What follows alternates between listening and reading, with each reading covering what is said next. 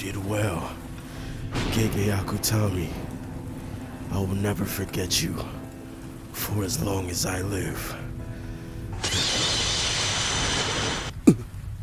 Nani? Man, y'all know I had to do it. Y'all know I had to do it. If you guys have watched my Jujutsu Kaisen video, y'all know that me and JJK have a very strained relationship. I don't think that it's bad, but I also don't think that it's the best thing in the world. It had some very peak, very memorable moments. And when season 2 came out, I'm not even gonna lie, I was obsessed with JJK. But the ending kind of ruined a lot of things for me. That's neither here nor there though. GEGE Akutami is back with more Jujutsu Kaisen. Jujutsu Kaisen Modulo. Now I decided to make a little quick video on it, and I'm gonna tell y'all right now, this is terrible. Nah, I'm just playing, y'all. It was alright. It was cool. Basically, this series follows Yuka and Suguri Okotsu, the grandbabies of Yuta and Maki from the original series. Do y'all think Maki and Yuta did some freaky shit with the Kenjaku head? You know what? Let me just get off of this topic. Anyway, this story takes place 68 years in the future. Yuka and Tsurugi are already like 16, 17 years old. And there hasn't been anybody super extraordinary with cursed energy in a while. That's until we figure out that aliens are coming. Aliens are coming. Psych, aliens are here already. Now, I'm gonna be honest. I didn't know if this video was gonna be a chapter review or me just talking my shit.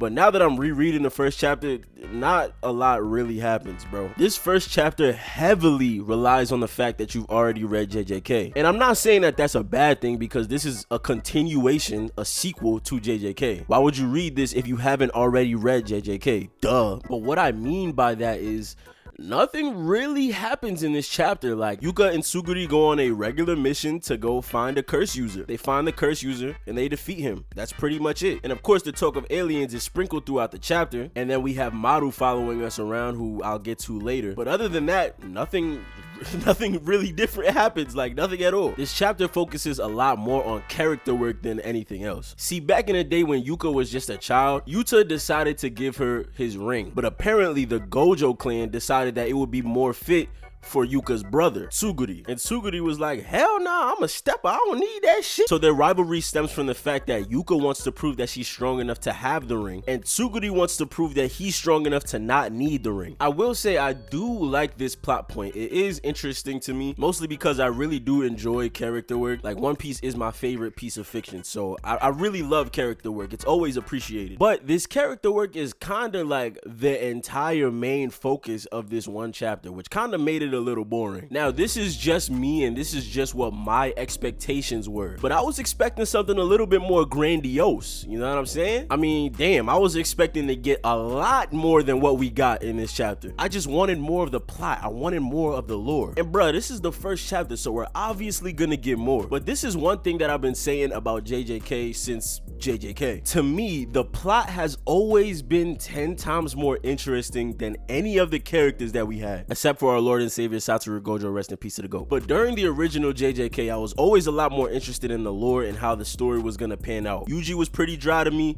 Megami was pretty dry to me. Noboro was fucking dead. I'll give GEGE one thing. I do think that these characters are a lot more interesting than those characters, just because of the little dynamic that they have going on with the ring situation. I'm gonna let GEGE cook, because I see that a lot of this chapter is focused on character work, and I'm not sure if the rest of the manga is gonna be like this, as GEGE is only taking the helm on the writing part, so maybe that might be the case. So who knows? I'ma just let GEGE cook, you feel me? Even though last time we let this dude cook, he almost burnt the kitchen down. I'ma give him a second chance, man. I'ma give him a second chance. Now, since we're talking about other characters, let's talk about Maru, the resident alien in this book. Hey man, I ain't gonna lie, GEGE, I ain't gonna lie. Maru is nothing special. I ain't gonna lie, he's nothing special. He doesn't really bring any type of flavor to what's going on here. Now, of course, his alien shtick is definitely working for him. I'm interested in his character because I know that he's an alien. But for real, the differences between him and the other characters is just the fact that he does not know what cursed energy is. Well, he does know what cursed energy is. That's just not what they call it on his alien planet or spaceship or whatever the hell. You see, Maru has a twin brother that he's also beefing with, so he's able to empathize with Yuka and her brother's situation. But that's like really human, bro. Like, these are aliens, you know what I'm saying? Spice it up a little bit. I don't know, that's just me. That's just what I would do. And that's exactly why nobody reads your manga and everybody reads JJK. You know what? I'm gonna take that to the chin. You got me. Other than that though, this chapter was pretty average to me, but I will admit that I am still excited to see what's gonna happen next. However, the only reason why I'm gonna continue reading is because of the fact that this is a continuation of an already popular series, and I really do want to see what GEGE is gonna do with this. If this was just a regular independent series that came out on Shonen Jump, I probably wouldn't be too enthralled with it. But yeah, I'm really interested to see what GEGE is gonna do with this. I know that there's a lot of people that were dissatisfied with the ending. I honestly feel like GEGE himself was dissatisfied with the ending. He was sick, and I feel like Shonen Jump was kind of trying to force him to end it and all types of stuff like that. So this is a second chance at redemption. He can do a lot. Honestly, I think I'll just be satisfied if we find out what happens when you break a binding vow. You feel me? Like, if we get that, I can sleep peacefully. But let's really talk about the elephant in the room: Alien. For some odd reason, almost every popular shonen series, when it comes to an end, they decide to add aliens as the next evolution. And it's so cliche that even I'm doing it in my manga. And on top of that, these aliens be ducking smoke because it's so convenient that they decide to come to Earth once the strongest people are already dead. I ain't gonna lie, I'm not saying that this is a bad thing. I actually have nothing against the aliens at all in like shonen manga. It's really just about how it's executed, which leads me to my next point. So there are some Naruto very smart Naruto fans out there that are comparing JJK Modulo to Boruto. And see, this is what we not gonna do. But Q, how could you say that? Why do people think that this JJK Modulo is fire when they introduce aliens, but then when Naruto introduces aliens, it's trash? You guys just have a bias. Meanwhile, me, I love doing tricks on Kishimoto's meat. Hell no, let's stop all of this discourse right now. When JJK introduced aliens, the main series was already done. The original Jujutsu Kaisen is its own self-contained story. And the aliens, they came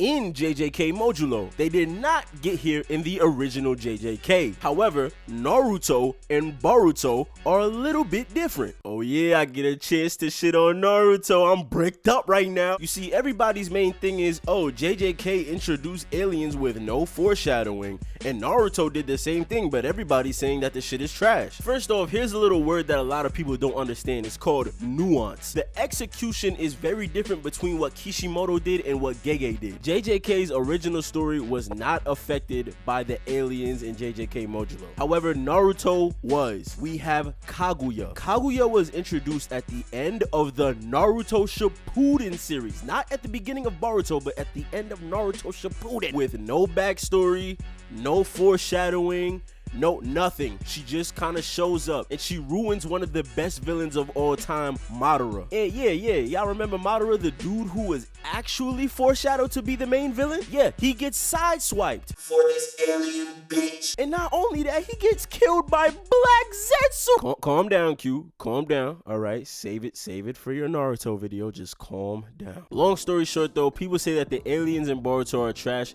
because of how they were introduced. They messed up the main series in order for Boruto to exist. JJK didn't do that. From my knowledge, GEGE did not make any decisions that would mess up his main story just so that he can make a continuation. I don't want to see any of y'all chronically online people talking about how this is the same thing and that it's not the same thing. But other than that, JJK Modulo is cool. It's nothing special right now. I'm waiting for more chapters to come out. This video is a little bit shorter, but that's just because of the fact that I'm working on a huge video right now. But I still wanted to give you guys some content. Well, other than that, man, thank you guys for the support so much. Make sure you guys leave a like and subscribe. Tell me what you think about JJK Modulo. And yeah, I'm gonna catch y'all later.